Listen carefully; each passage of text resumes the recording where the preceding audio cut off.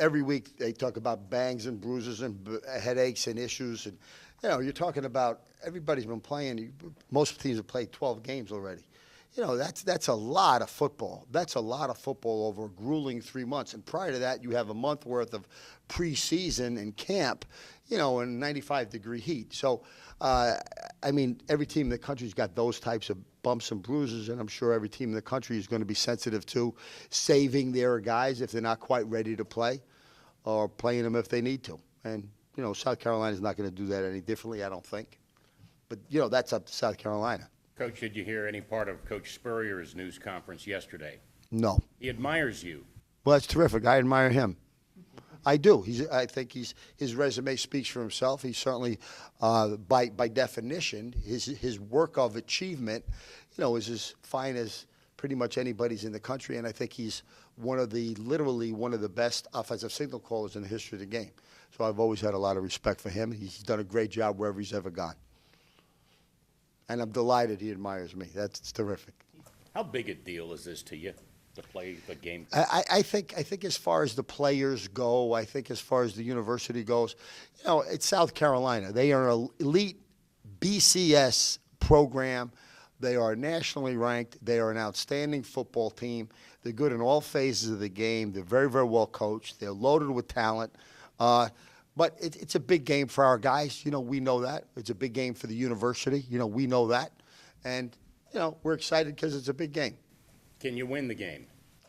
Yeah, you can win the game. I think in order for us to win the game, I think we've got to be, we can't have turnovers. We can't have stupid penalties. We got to make sure that they work for the scores that they wind up getting. And our special teams have to be sound and maybe come up with a big play. They, on the other hand, going to have a couple of turnovers, maybe have some inopportune penalties for them, and give up a big play or so to us. If all those things happen, we're going to have a shot in the fourth quarter. Are you a big fan of these games, specifically as it comes to Coastal, the positioning of the game right before the playoffs? No, I'm not. I've said that before. No, I'm not a big fan of the game at all as far as that goes. I think it's important, to remind everybody kind of what goes on here. You've got Division I is broken, and I know everybody kind of knows this, but it's worth going over if we're going to talk about it. Division I is broken in two categories, FBS and FCS. The difference between the FBS and the FCS is 35% more scholarship and significantly more funding. Okay, then you've got a differential between the BCS and the FBS. The difference between the BCS and the FBS is significantly more funding, BCS over FBS, and incredible facilities. I don't think South Carolina's got to worry about where they're going to practice when it rains out. We got to think about that.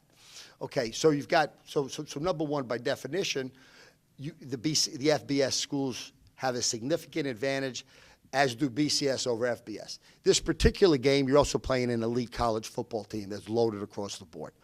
All right, the timing, there's always an advantage to the FBS school. The FBS winds up literally playing for a bowl game in national rankings. The FCS, as we know, have to be in a playoff, and depending on what goes on in the playoff, you can play 5 games. So you finish a game like this, and then we assume we're going to be in the playoffs. We don't know who we're going to play against. We don't know what's going to happen in the first round.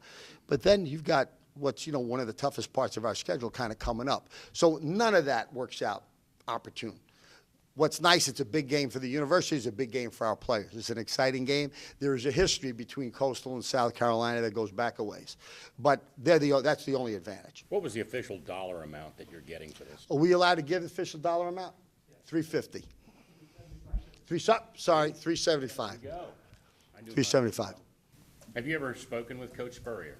I met Coach Spurrier at the Fisher DeBerry dinner a year or so ago. And I certainly know of him and his reputation. I've always respected and admired him. We don't know each other, but, I've met him. We've chatted for a little while. What are you going to say to him prior to kickoff?